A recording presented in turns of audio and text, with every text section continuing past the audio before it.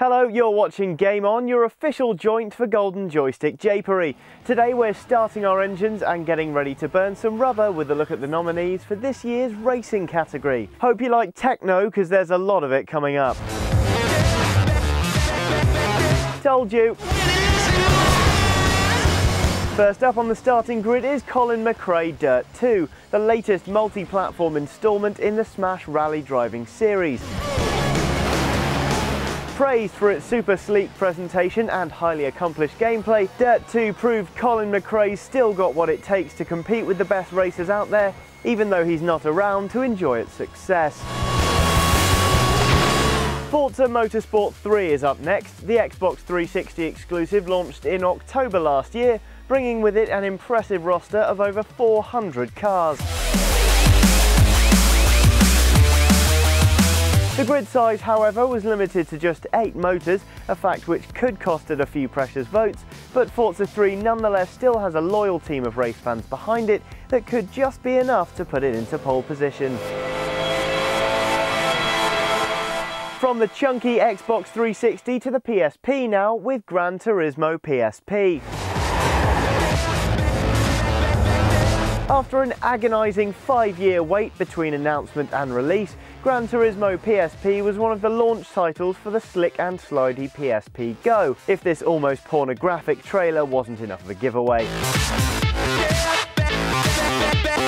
It's going up against some serious console-based competition, but considering it sold 1.8 million units in its first 3 months alone, Gran Turismo PSP still packs plenty of punch. Next up is probably the weirdest of all the nominees in the racing category, and it's certainly the most missile heavy. It can only be ModNation Racers.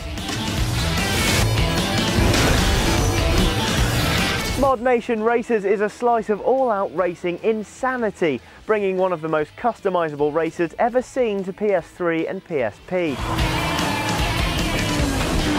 When you're not charging around existing courses, you can build your own tracks, karts and characters before unleashing them in the online community and proving yourself king or queen of karting. But does the little big planet of racers have what it takes to cross the finish line first?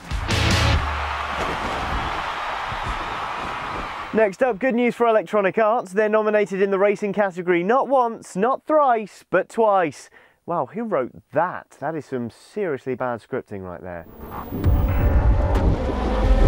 Yep, Need for Speed features twice in this category, the first entry being Need for Speed Shift.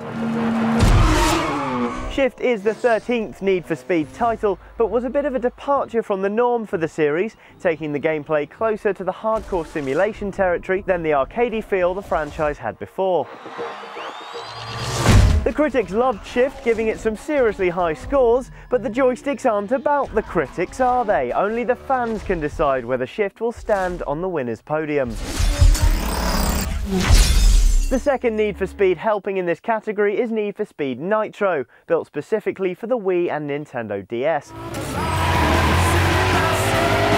It's basically Need for Speed Shift's casual cousin, focusing on the arcadey, cop-dodging gameplay the series is known for.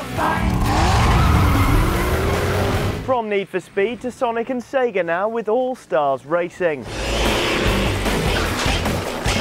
As the name suggests, it sticks the biggest stars from the Sega stable into karts and gets them bombing around tracks at high speed, quite literally. If there was a joystick for the most random game cameo, this would probably win it thanks to Ryo Hazuki from Shenmue showing up. Disney's bonkers explosion-heavy split-second Velocity is up next, bringing you more explosive high-speed drift action than you can shake a stick of dynamite at. Cameras are set, we're live in 5. Split Second is set in a high-octane reality TV show, where racers trigger dangerous power plays to change the nature of the course or take out their opponents. Triggered by driver 16. Just 2 more in our Golden Joystick Racing rundown. It's time now for a bit of fury. Wipeout HD Fury is a bit of an odd one out in this category, as it's actually an expansion pack.